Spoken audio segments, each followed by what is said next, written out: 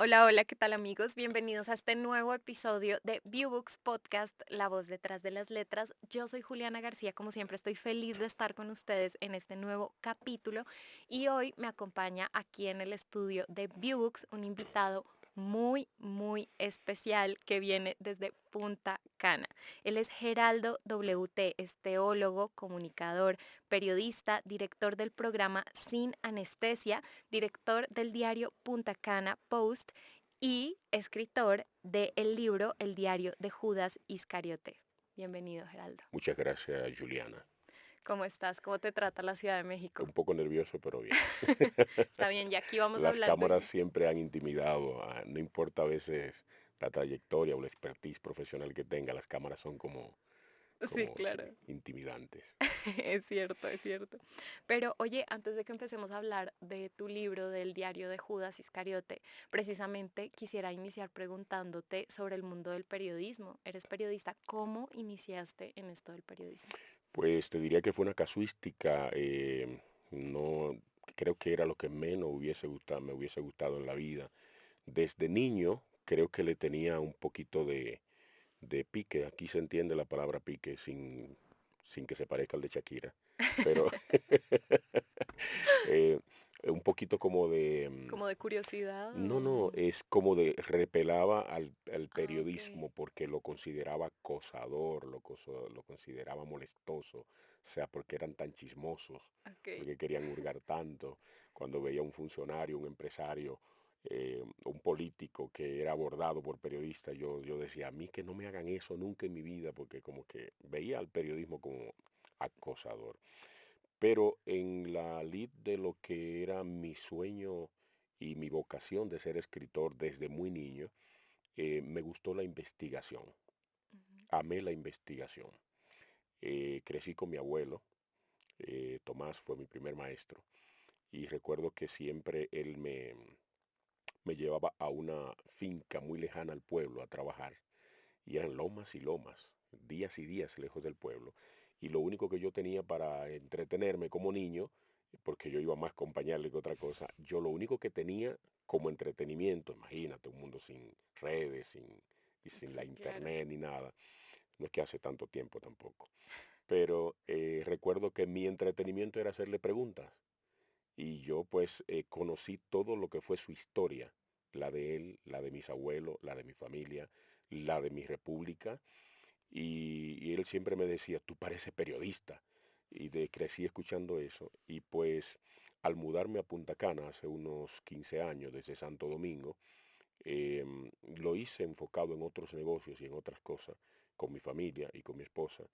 Y mis negocios estaban en Santo Domingo.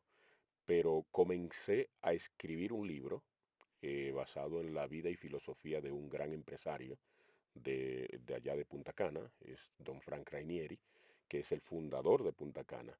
Y su filosofía me pareció muy interesante y yo salí al pueblo y a toda la provincia a investigar, a hacer preguntas, a hurgar. Y en todo eso, pues en una ocasión mandé un artículo a un periódico, lo publicaron, resultó interesante, y pues el dueño, que resultó luego ser mi amigo, me invitó a formar parte del equipo de periodismo. Yo, pero yo no soy periodista. Y pues ahí comenzó toda una trayectoria en la que tuve que embarcarme también en prepararme, ¿no? Ujú. Y pues ahí terminé siendo jefe de redacción, luego terminé siendo fundador de un periódico denominado Punta Cana al Día, y luego pues actualmente dirijo el periódico Punta Cana Post. Claro, y justo te quería preguntar sobre el Punta Cana Post. Bueno, ¿Cómo es tu trabajo allí? bueno, pues el periodismo allá en Punta Cana es muy sui generis porque es muy turístico. Obviamente uno trata de abarcar todas las historias, pero el Punta Cana Post es más investigación y es más como la misión de salvaguardar el medio ambiente, proteger lo que es el turismo y pues la misión investigativa de mantenernos a salvo de cualquier cosa que amenace lo que es sociedad. Así que el periódico Punta Cana Post es más, sobre todo en estos tiempos, enfocado en la investigación. Tenemos un equipo fascinante, interesante, y pues ahí como director tenemos como punto de base el programa radial que también dirijo, Sí, que es sin anestesia.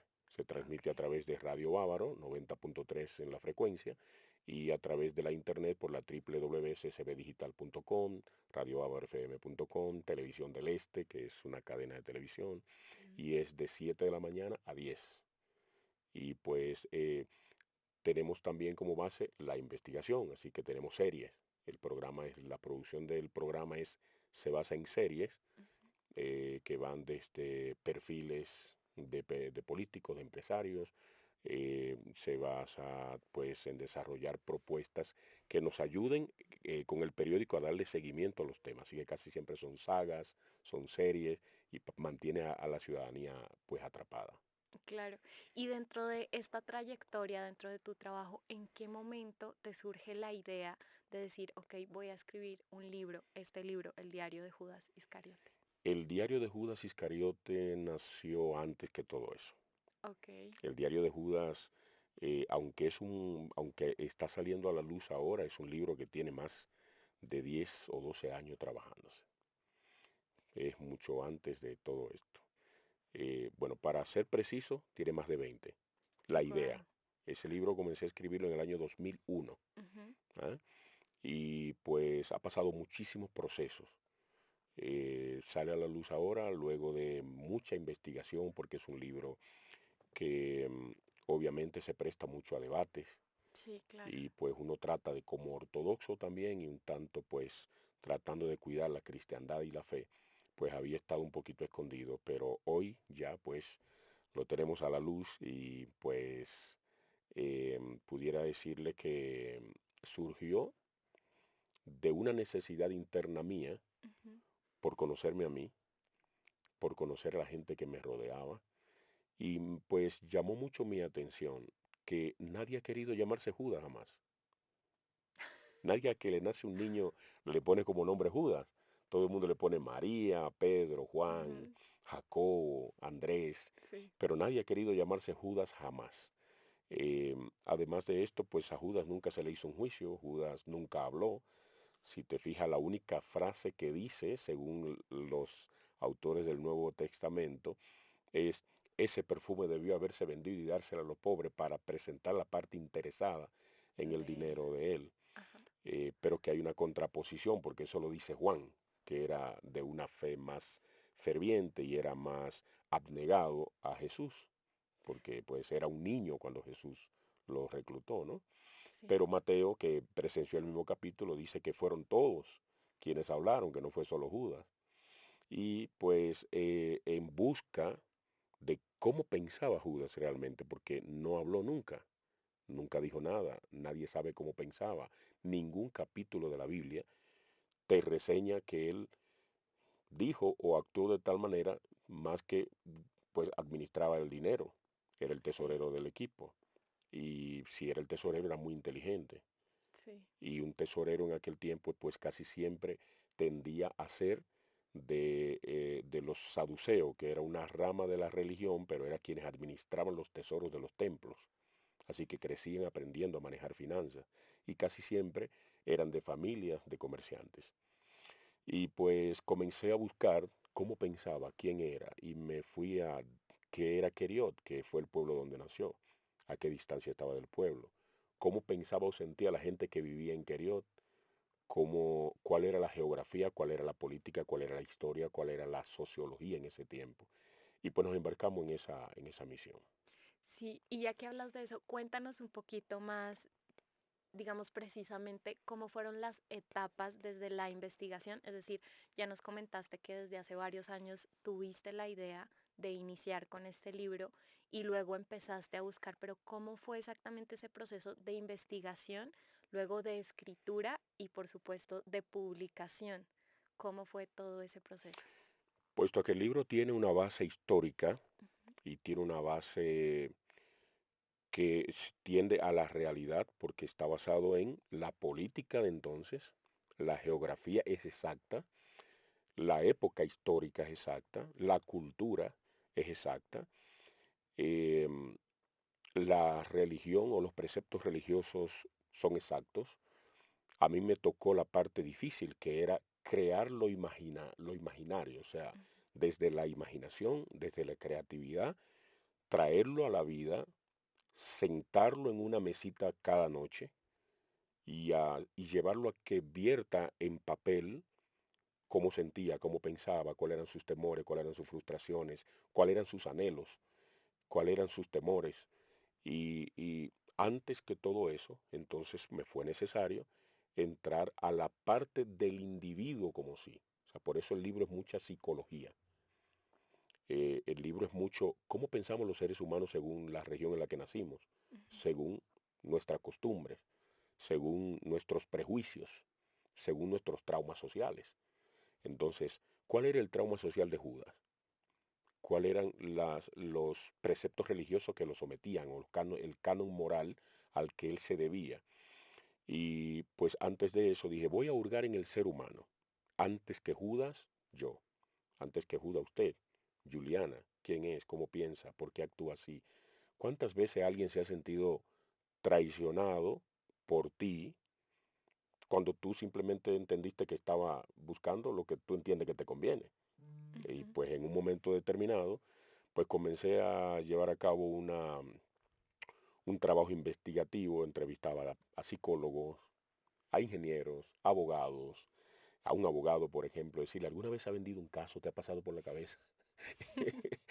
¿Te han tentado a comprarte un cliente? ¿Te ha dicho, mira, no puedo pagarte lo que me cobras? Entonces, pues la otra parte te dice, mira, ríndete, vamos a hacer un acuerdo y yo te pago una parte. O sea, ¿a qué abogado le ha pasado? ¿Qué ingeniero alguna vez en una obra ha dicho, bueno, pues yo me ahorro tanto si compro menos de esto? O yo sobrevaloro tal cosa y así me ahorro unos pesitos aparte de lo que me voy a ganar. Es como en cada cual buscar el lado malicioso que tenemos, buscando nuestros propios intereses.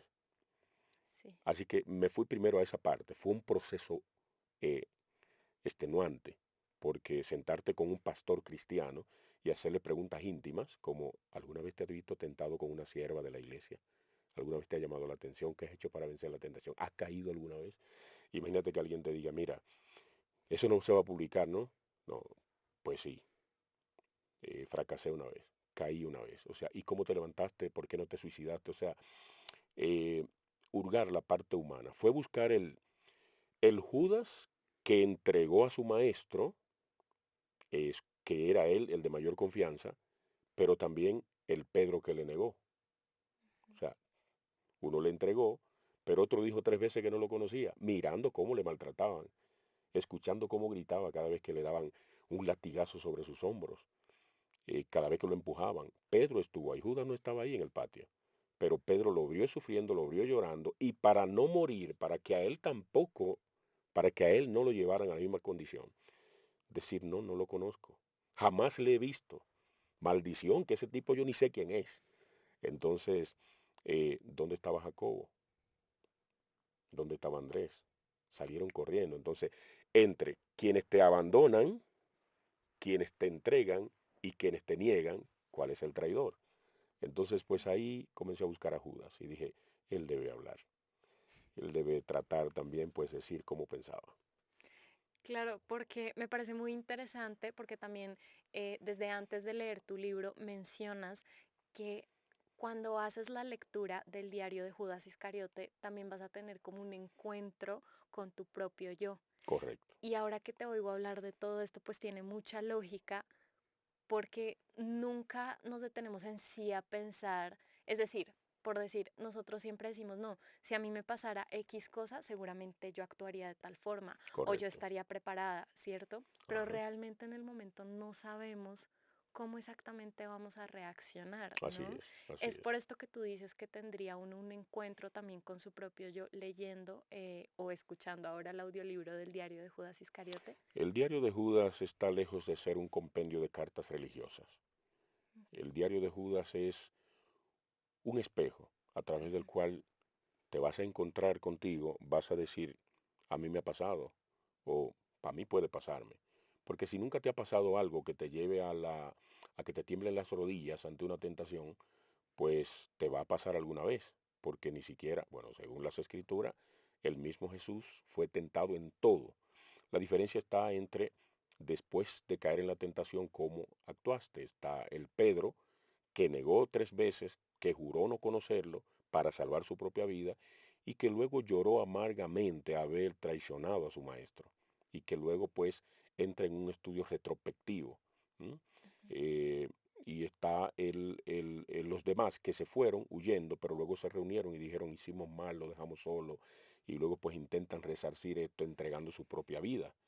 Entonces está quien le descubre que traicionó, que entregó y se frustra de tal manera, se deprime de tal manera que se derrumba en sí mismo y en su propio ego. Ujú. Entonces, pues, la diferencia entre el que falla o fracasa o traiciona y, pues trata de resarcir, de hecho, en una de las cartas que escribe un senador que aprueba la publicación del libro, dice em, que un hombre corrige sus faltas cuando logra hacer un bien que la supere. Entonces, tú dirías, no, ninguna falta se corrige, pero bueno, imagínate a alguien que alguna vez, y esto sería como tremebundo, pero imagínate a alguien que alguna vez atropelló a alguien y lo mató porque iba ebrio. Y dice de repente, mira, yo jamás en mi vida tomaré y de aquí en adelante me dedico a concientizar sobre eso. Y se dedica a salvar a otros, a rescatar a otros. Entonces esa es pues la misión del diario de Judas, es buscar, hurgar, encontrar en el diario de Judas ese espejo en el que tú vas a bailar entre el diablo que llevamos todos dentro y este Dios que nos pretendemos ser. Es esa carita de Juan, benevolente y santo que tú quieres llevar y la malicia que todos llevamos dentro alguna vez. Esa necesidad de crecer, de desarrollarnos, de destacarnos. ¿Quién nació, creció y se desarrolló en cualquier entorno de la humanidad o de la geografía que no haya soñado con más, que no haya querido más? Tú no quieres pasarte la vida en la universidad como alumno, tú quieres alguna vez ser más que el mismo maestro que te está enseñando. Entonces, pues, en eso, pues, el diario de Judas te va confrontando. Claro, me llama la atención que también mencionas ahorita que estamos hablando a Juan, a Pedro, pero ¿por qué elegiste hablar sobre el diario de Judas? ¿Por qué no el diario de Juan o de Pedro o de otro personaje? Justamente por lo que acabo de decir, porque todos queremos lucir cara de Juan, Ujú. todos queremos ser el gran Pedro, pero nadie quiere parecerse a Judas. Es decir, a mí me gusta conocer de la gente lo que esconde, no lo que me muestra. Entonces el diario de Judas es eso, es tratar de buscar que el lector encuentre en el diario de Judas lo que él mismo lleva escondido. Es como, a ver si te ilustro, tienes en tu casa una habitación o la sala siempre está lista para que llegue visita, pero inmediatamente te dice tu amiga, ¿puedo pasar al baño? Te dice, sí, sí, dame un segundito, un momentito, y entras a ver porque tienes miedo de ser avergonzada. Entonces, Ujú. es buscar en Judas, en ti, el Judas, que todos escondemos. Todos tenemos un poquito de eso. Y como nadie había hablado de Judas, o por lo menos todos queremos hablar de Judas, pero nadie le permite a él hablar. Ok. O sea, de Pedro conocemos sus cartas, de Juan conocemos sus libros, sus cartas también, pero de Judas, ¿qué conocemos? Nada. Entonces, pues me pareció bien tratar de, sin hacer una invocación al más allá, poner la imaginación a trabajar y ponerlo a él a hablar. Claro, y me parece muy interesante porque la vida de Judas, la historia de Judas, el tema de Judas ha sido ampliamente discutido, debatido, y estuve viendo que incluso hace unos años se empezó a hablar de un evangelio según Judas. ¿Qué nos puedes decir sobre toda esta, digamos, discusión y sobre estos nuevos descubrimientos que se han dado en los últimos años sobre Judas?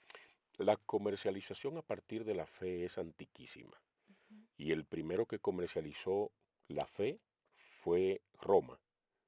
Roma fue quien primero comenzó a buscar capitalizar la fe de todas las personas que querían refugiarse en Dios y comenzó a buscar qué capitalizar de las escrituras. Y te digo Roma, la gran Roma, sin ofender a los de fe católica, porque de igual manera los productores, los cineastas, todo el mundo ha querido capitalizar alguna vez y mientras más misterioso resulta, mientras más conspirativo resulta, pues más creemos que puede ser vendible. Así que yo eso lo creo una gran falacia. Primero porque culturalmente los saduceos no eran dados a escribir. Los saduceos eran muy enfocados en la administración de recursos y desarrollar negocios. Y Judas era hijo de Simón, un comerciante muy conocido del sur de Judea. Tú dirás, ¿de dónde sale? Sí, porque la misma Biblia te lo dice. Te dice, Judas, el hijo de Simón, también siguió a Jesús. Enumerando en Mateo, cuando dice los discípulos que le iban siguiendo, dice, y Judas, hijo de Simón. Entonces, extrabíblicamente se puede encontrar datos de la gente de Queriot de Judá, que era un pequeño pueblo en el que vivían más saduceos que otra cosa. Y te repito, los saduceos eran en su mayoría dedicados al templo, pero no devotos como los fariseos. Los fariseos eran más dados a conocer, estudiar la ley, estudiar la historia, se dedicaban al templo como sacerdocio para atraer al pueblo a Dios, pero los saduceos eran una rama de la misma religión que se dedicaba a administrar los recursos, a diseñar los templos, a las logísticas, ellos eran quienes manejaban todo eso, así que no eran dados a escribir, a redactar historias. Sin embargo, tampoco tuvo vida después, aunque hay un error con Judas también. Hay muchas religiones que ahorcan a Judas inmediatamente él entregó a Jesús. Hay muchas religiones y muchas personas, inclusive he escuchado a teólogos hablando, porque se llevan o sea, leen de manera muy literal, no se van al entre línea, cuando dice, y Judas fue, entregó a Jesús, luego fue al templo, arrojó las monedas y se ahorcó, fue y se ahorcó, pero no miden el lapso de tiempo. O sea, yo soy de los que creen que sí. Judas fue, entregó el Hexemaní, le dio el beso, sintió el arrepentimiento luego, pero ¿en qué tiempo fue Judas donde los sacerdotes otra vez a tratar de resarcir? Porque él fue a tratar de deshacer el negocio, de devolver el negocio. O sea, he entregado a un hombre inocente. Bueno, nosotros no tenemos nada que ver con eso, ya tú lo entregaste. Bueno, pues miren su dinero y arrojó las monedas, que no fue tampoco un pago. El pago de las 30 monedas era antiquísima y culturalmente una remuneración que se le daba a todo aquel que entregaba a un criminal. Era una recompensa cultural. Ujú. O sea, no fue, te vamos a pagar 30 monedas de plata para que nos los entregue, sino que culturalmente se llevaba por ley que si era un criminal muy buscado y tú lo entregabas, pues se te entregaban 30 monedas de plata. Así que eso no fue un pago, como muchos creen, que él vendió por 30 monedas. Judas buscaba otra cosa. Ahora, que eso lo discutiremos más adelante. Ujú. O lean el diario de Judas. Pero lo que sí, en cuanto a escritos que hayan sido encontrados de pluma y papel de Judas, yo lo considero una falacia, lo considero, de hecho, una aberración, lo considero un absurdo y una manera también de tratar de distraer al mundo y a la filigresía con tonterías. Claro. Oye, me parece muy interesante, creo que es un tema muy amplio, de hecho, me parece muy interesante todo lo que nos estás hablando y quisiera regresarme un poco A y ver, preguntarte, ¿cómo usted iniciaste? pregunte lo que quiera, que yo le respondo lo que pueda. Perfecto. Quisiera preguntarte, ¿cómo iniciaste en el estudio de la teología? Pues justamente porque la misión de escribir para mí va más allá de entretener. Yo creo que si es para entretener, pues mejor no. El mundo tiene muchos entretenimientos. Y la misión de un escritor, de un poeta, es crear. Crear para crear conciencia, para reivindicar a personas, para ayudar al ser humano a crecer, a desarrollarse, a evolucionar, a desaprender y a aprender, a provocar revoluciones. Y en esa encrucijada de ¿por qué voy a escribir el diario de Judas? ¿Qué busco? ¿Llamar la atención? ¿O quiero realmente provocar una revolución en quien lea? No ni siquiera en el mundo, no tienen que ser 1 millón. Con una sola persona que me diga, como me ha pasado, gente que me ha llamado, que me ha escrito, mira, acabo de tener un encuentro conmigo mismo. Iba mal, porque está el que vive de la fe de los demás, en el que ama más lo que hace para Dios que al Dios para quien lo hace. Y es un hilo tan fino que tú te confundes. A veces hay mucha gente que cree que está amando a Dios y simplemente está enamorado de la posición jerárquica que tiene dentro de la iglesia o dentro de la sociedad. Y está tan fascinado con esa postura, esa posición, esa jerarquía que tiene, que cree que ama a Dios, que cree que le está sirviendo a Dios, se está sirviendo a sí mismo, está siendo Judas sin saberlo. Ujú. Y está quien reproduce, comercializa y vende lo que los de la fe necesitan para seguir creyendo, y él vive de eso. Y él cree que le está sirviendo a Dios. Y está el que canta, y está el que toca música, y está el que hace libros, y está el que predica, y a veces se entretienen más en lo que hacen para Dios que en el Dios para quien lo hacen. Entonces, en ese fino hilo, yo dije, bueno, si yo voy a escribir sobre Judas, yo no puedo inventar que nació en una época que no nació. Yo debo saber cuándo nació aproximadamente. ¿Por qué se llamaba Judas? ¿Cuál era la cultura de ese tiempo? ¿Cuál era la geografía, la política, la historia? Y pues por eso dije, bueno, debo estudiar teología. Mm. Teología, no para querer entender, sino para saber. ¿Eh? Claro. Y ya luego de que publicaste el diario de Judas en físico, háblanos ahora un poquito de cómo ha sido todo este proceso de convertirlo en audiolibro. ¿Por qué te llamó la atención? ¿Cómo ha sido todo el proceso? Cuéntanos un poco. Yo me di cuenta hace muchos años que a veces muchas importantes horas se pierden en el tiempo por no atarse a las herramientas que va obteniendo la sociedad. Y la evolución de la sociedad va muy rápido. Antes cada 100 años se rompía un paradigma, luego cada 50 años, luego cada 10 años. Hoy cada segundo se rompe un paradigma. Entonces, genial, escribiste un libro, pero la sociedad evolucionó, dio un salto cuántico y la globalización ha interconectado a la sociedad. Y el pluriempleo, para aterrizarte un poco, ha llevado al ser humano de hoy a que tiene 3, 4 empleos. De hecho, a veces trabaja desde su casa y no tiene tiempo. Y vas al colegio en la mañana temprano y en el embotellamiento y luego de ahí a la oficina y luego de ahí a una reunión. ¿Con qué tiempo tú te sientas a leer un libro físico? Así que he visto que la sociedad de hoy está utilizando herramientas que son más efectivas, como mientras voy camino al colegio a llevar a los chicos, yo voy escuchando un audiolibro. Ujú. Mientras estoy trabajando, estoy escuchando un audiolibro. Yo he visto amas de casa.